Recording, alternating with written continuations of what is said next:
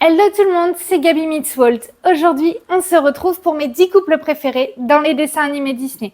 Avant de commencer, je tiens à préciser que les 10 couples que je vais citer sont mes favoris. N'hésitez pas à me mettre votre top 10 en commentaire, qu'on puisse en discuter. On commence tout de suite. Pour le 10e couple, il s'agit plus d'un coup de cœur et c'est pour ça que je l'ai mis à cette position. Il s'agit de Tito et Georgette de Oliver et compagnie. En effet, dans ce film, le coup de cœur va commencer du côté de Tito qui voit Georgette et qui a le coup de foudre immédiat pour elle. Malheureusement pour lui, il est un chien des rues, elle est une chienne de bonne famille et pour elle, les deux ne vont pas du tout ensemble. Quand Jenny ira chercher Oliver, Georgette tombera plusieurs fois sur Tito et sa bande d'amis. Et Tito va lui prouver par tous les moyens possibles qu'il fera tout pour la séduire. Quand il y arrivera enfin à la fin du film, il se rendra compte que la vie qu'il espérait avec Georgette n'est pas du tout celle qu'il avait imaginée. En effet, il la traite de mégère et s'en va avec les amis à la fin du film. Explique leur dernière position, malgré que j'aime beaucoup ces deux personnages. En 9e position, on retrouve Lady et Clochard de La Belle et le Clochard.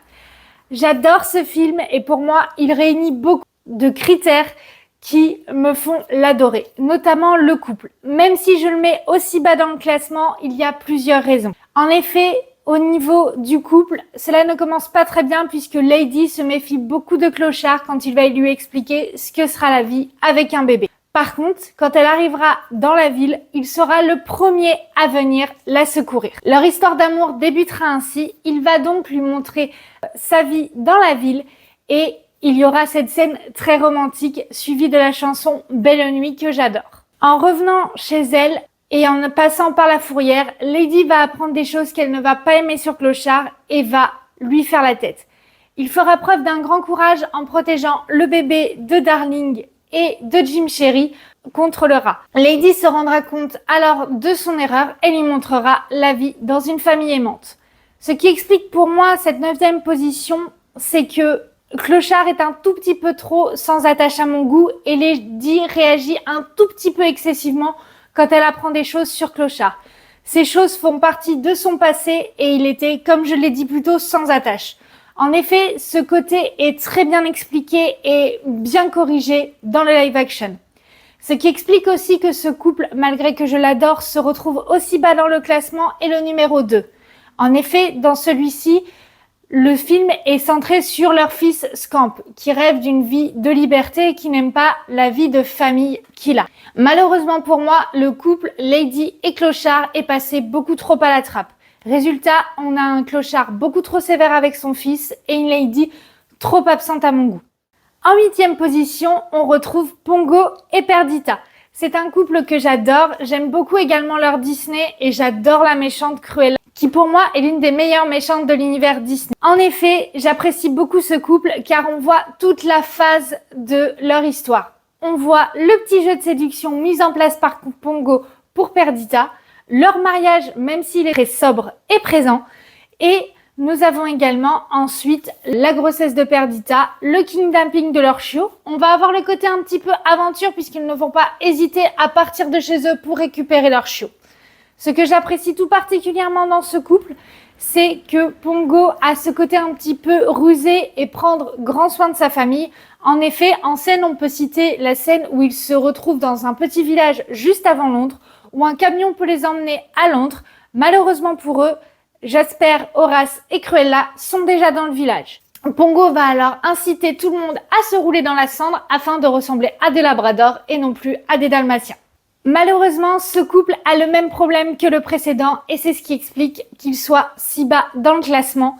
C'est que au niveau du numéro 2, il est censé se recentrer comme pour Lady et Clochard sur leur fils Patch, mais malheureusement, je trouve vraiment que leur couple est beaucoup trop passé à la trappe. On ne les voit pas et les seuls moments où on les voit, c'est quand Pongo se plaint parce qu'il n'a pas fait assez attention à Patch.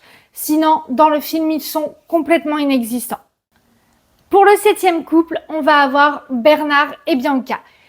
J'aime particulièrement ce couple puisque Miss Bianca, ayant un statut un peu plus élevé que Bernard, elle ne lui fera jamais remarquer. Bernard va bien lui rendre en la suivant partout où elle va et en n'hésitant jamais à la protéger. C'est vraiment un couple que j'apprécie énormément et on voit bien leur continuité dans le 2. En effet, dans ce film, on voit que Bernard s'apprête à demander la main de Miss Bianca. Dans ce film, on peut penser que Miss Bianca est attirée par le trappeur, comme le croit Bernard pendant tout le film. Rencontre vers la fin, quand Miss Bianca est capturée avec le trappeur et Cody, elle n'hésite pas à rassurer Cody en lui disant que Bernard fait preuve d'un courage sans faille et qu'il fera tout pour les sauver. À la fin, il y a une demande en mariage de Bernard à Miss Bianca et j'aime beaucoup cette demande en mariage puisqu'elle se passe dans les airs, sur le dos d'un aigle et en pleine nuit avec toutes les étoiles autour. Et je trouve ça juste très romantique et magnifique. Une manière de bien clôturer ce couple.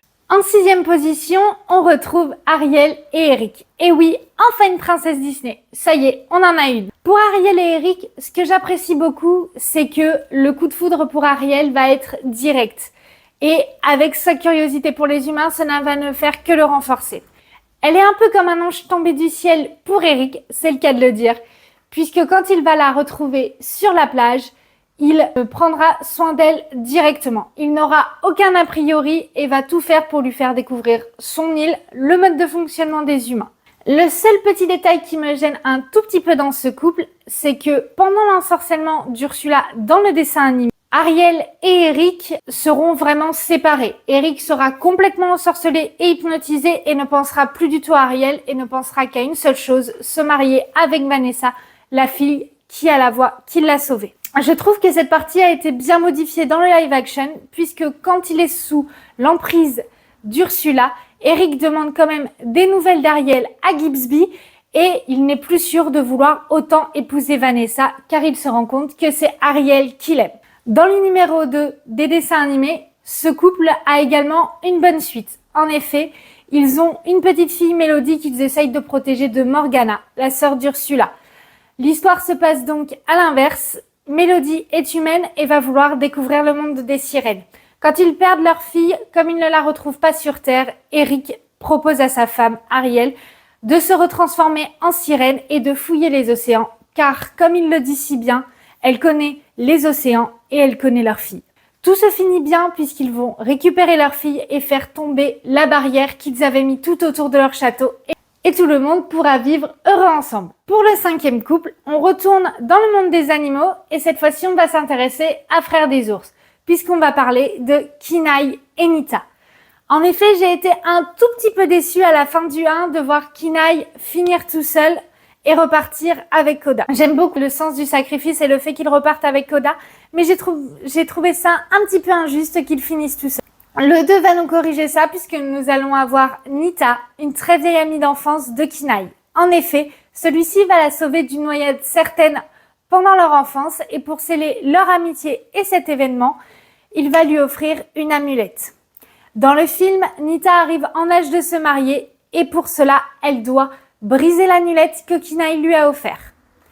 Elle va donc partir à sa recherche, découvrir qu'il est un ours et ensuite, ils vont aller jusqu'aux chutes pour pouvoir briser cette amulette. Une fois qu'elle sera brisée, Nita retournera chez elle, mais elle se rendra compte qu'elle est toujours amoureuse de Kinaï. Koda, de son côté, s'en voudra beaucoup d'avoir essayé de séparer Kinaï et Nita. Il va donc aller au village pour retrouver cette dernière et la convaincre de rester avec eux. Kinaï va vouloir l'en empêcher et ils vont créer la panique au village. Les villageois vont donc poursuivre Kinaï et Koda et Nita va essayer de les en empêcher. Kinaï va finir par tomber d'une falaise et lui et Nita vont se retrouver en bas. Quand Koda va arriver avec Nita, Kinaï va annoncer à Nita qu'il ne peut pas laisser Koda tout seul. Elle va donc le regarder en lui disant qu'elle peut. Le père de Nita étant là, elle va lui faire ses adieux en tant qu'humaine et va se transformer en ours. Ils seront tous les trois acceptés par le village de Nita et ils pourront y vivre des jours heureux. En 4e position, nous avons 2 couples ex-aequo. Et oui, impossible pour moi de départager ces 2 couples. En effet, nous avons d'un côté Pocahontas et John Smith et de l'autre Phoebus et Esmeralda. On va commencer par Pocahontas et John Smith et je reviendrai sur le second couple juste après.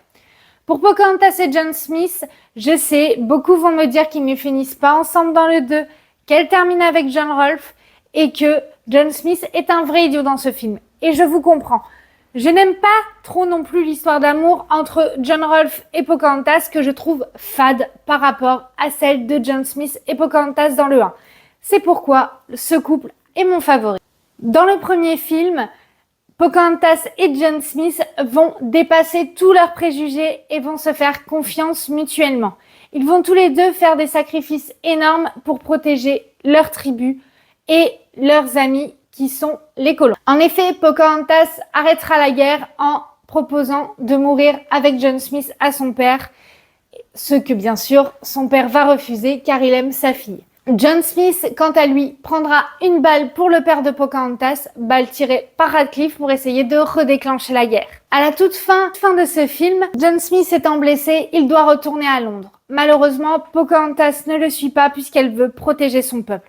Je trouve que ce sacrifice est une concession énorme pour le couple et je pense que c'est ce qui aura malheureusement raison de leur couple. Revenons maintenant sur le couple Esmeralda et Phébus. J'apprécie beaucoup ce couple car malgré les préjugés que Frollo veut appliquer à Phébus, ce dernier, malgré qu'il obéisse à ses ordres dans la limite du raisonnable, bien entendu, n'a pas la même rengaine et la même perversité envers les gitans. Là où on voit vraiment que Phébus est différent des autres soldats, c'est quand il va refuser de mettre le feu au moulin du meunier et qu'il va même sauver sa famille et désobéir à l'ordre de Frollo qui était de les laisser mourir. Au niveau de ce couple, je trouve qu'il est très juste et ils rendent bien leur amitié à Quasimodo. Ce qui explique la 4e position de ces deux couples et je les ai mis au même niveau car ils ont le même problème. En effet, dans les numéros 2, je trouve que Phébus et John Smith deviennent les personnages contraires à ce qu'ils étaient dans le premier. En effet, dans le Bossu de Notre-Dame 2, on voit un Phébus plein de préjugés, ce qui est contraire à ce qu'il est dans le 1. Et dans John Smith, on voit quelqu'un qui ne cherche que la gloire, alors que dans le 1, c'est un aventurier qui cherche avant tout la découverte et l'amour. En 3e position, on retrouvera Kiara et Kovu, du Roi Lion 2. J'apprécie beaucoup ce Disney, notamment par rapport à ce couple. En effet, ils ont beau savoir qu'ils sont de tribus complètement opposées quand ils se rencontrent, car lui est un hors-la-loi et elle est une lionne de la Terre des Lions. Ils vont se chamailler quelques minutes, puis vont s'entraider pour échapper aux crocodiles. À la suite de la dispute de leurs parents, ils ne se verront plus jusqu'à l'âge adulte. Zira va formater Kovu pour qu'il tue Simba, mais quand il rencontrera Kiara, son projet est d'abord celui de sa mère, mais en vivant avec elle et Simba, il se rendra compte que Simba n'est pas le monstre que sa mère lui a décrit. En bonne méchante, Zira va essayer de faire passer son fils pour un traître quand elle va tendre une embuscade à Simba. À la suite de cet acte, Simba va bannir Kovu. Malgré tout, Kiara ne croit pas à la culpabilité de Kovu. Elle va même défier son père en lui disant qu'il ne sera jamais Mufasa, ce qui est très dur à entendre pour Simba puisque c'est ce à quoi il aspire. Kiara va ensuite s'enfuir pour tenter de retrouver Kovu et va se passer l'une des chansons d'amour que je préfère dans l'univers de Disney, L'amour nous guidera. Cette chanson parle vraiment de défier les préjugés des autres pour pouvoir vivre son amour au grand jour. À la suite de cette chanson, Kovu va proposer à Kiara de s'enfuir et de faire une nouvelle tribu. Ce à quoi Kiara lui répondra que ce n'est pas une bonne idée puisqu'ils n'arrêteront pas la guerre ainsi. En effet, quand ils vont retourner sur la Terre des Lions, la guerre a éclaté entre leurs deux camps. Kiara va réussir à faire entendre raison à son père Simba. Quant à Kovu, il arrivera à convaincre toute la tribu de sa mère. Malgré tout, Zira tentera de tuer Simba. Kiara s'y opposera et malheureusement, Zira mourra. À la fin de ce film, Simba acceptera tous les lions qu'ils viennent de la Terre interdite ou de la Terre des Lions. Le seul petit bémol que je trouve à ce Disney, c'est que l'on n'a pas de suite sur ce couple. J'aurais pourtant beaucoup aimé. En 2e position, on va rester sur la Terre des Lions, mais on ne va pas parler des parents de Kiara, mais bien de ses grands-parents. Je parle de Mufasa et Sarabi. Ce couple, pour moi, malgré qu'on le voit très peu, est très bien fait. En effet, Mufasa et Sarabi sont un couple qui s'aime. Cela se voit dès le début. Et toute la partie du film où nous allons les voir ensemble et même après, nous allons ressentir cette belle connexion. Au début du film, quand Simba va se réveiller pour aller avec son père discuter de la Terre des Lions, il va réveiller ses parents. Et ils vont se lancer des petits pics en mode c'est ton fils, non c'est le tien, jusqu'à telle heure. J'aime beaucoup ce couple et on voit très bien la tristesse de Sarabi quand elle perd Mufasa. Malgré qu'elle perde son mari, Sarabi restera toujours fidèle à Mufasa. Quand Scar affronte Sarabi, elle lui dit bien à chaque fois qu'il ne sera jamais Mufasa et qu'il n'aura jamais la même étoffe de roi. Ce que je préfère dans le live action est là où on voit un petit peu plus l'amour que Sarabi portait à Mufasa, c'est quand Scar va accuser Simba d'avoir tué son père et qu'il va dire que le regard inquiet de Simba lui rappelle celui de Mufasa. À ce moment-là, Sarabi va tiquer et va, pour moi, nous proposer un des passages les plus emblématiques de tout ce film. Elle va lui demander des explications. Scar va lui dire qu'en effet, il n'est pas arrivé à temps dans les gorges. Elle va lui répondre « Comment peux-tu décrire le dernier regard de Mufasa ?» À ce moment-là, on comprend très bien qu'elle croit son fils et qu'elle sait que Scar a assassiné son mari. Malheureusement, dans le numéro 2, je trouve qu'on a pas mal de touches de Mufasa, c'est ce que j'apprécie. Par contre, je trouve que Sarabi est trop absente. Elle aurait été bien pour sermonner un petit peu son fils et le remettre dans le droit chemin. Et mon couple préféré dans l'univers de Disney, c'est Kida et Milo. Ils viennent du film L'Atlantide que j'adore. En effet, dans ce film, il y a tout. Un bon méchant, de l'action et une romance. Ce que j'apprécie aussi particulièrement dans ce couple, c'est qu'ils ne correspondent pas aux stéréotypes de base. En effet, Milo n'a rien d'un prince ou d'un mec surentraîné. Il est un historien qui veut prouver l'existence de l'Atlantide. Quand il va enfin arriver à trouver l'Atlantide, il va y rencontrer Kida, qui elle est une princesse qui ne veut qu'une seule chose, redonner la gloire à son peuple et qu'il puisse vivre heureux. Le couple se heurte à beaucoup de choses. La première chose est le père de Kida, qui souhaite plus que tout protéger sa fille et qui pour ça a caché le cristal, le cœur de l'Atlantide. La deuxième chose sera Rourke, le méchant, qui lui va emprisonner Kida dans le cristal. Ce qui me plaît beaucoup dans ce couple, c'est que leur attirance vient au fur et à mesure. On se rend compte de l'attirance de Milo quand il se rend compte que lui a une trentaine d'années et Kida 88 siècles. Grâce au cristal, les Atlantes vivent beaucoup plus longtemps. La deuxième chose qui pour moi prouve que c'est un couple solide, quand elle sera aspirée par le cristal, ces derniers mots seront pour Milo. Ce dernier, qui n'est pas un courageux dans l'âme, va prendre tous les risques pour la sauver. Dans le 2, on voit leur relation continuer d'évoluer. Kida et Milo remontent à la surface. Il est ravi de pouvoir lui montrer son monde.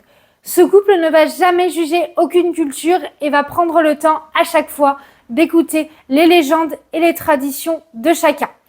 À la fin du 2, l'Atlantide arrive à remonter à la surface et les hommes, comme les Atlantes, vont pouvoir profiter les uns du savoir des autres. Pour ce classement, c'est terminé. N'hésitez pas à aller voir celui sur les couples Pixar. N'oubliez pas non plus de vous abonner et d'activer la cloche pour avoir toutes mes vidéos. Et surtout, n'oubliez pas que si vous pouvez rêver, vous pouvez le faire. Bisous tout le monde!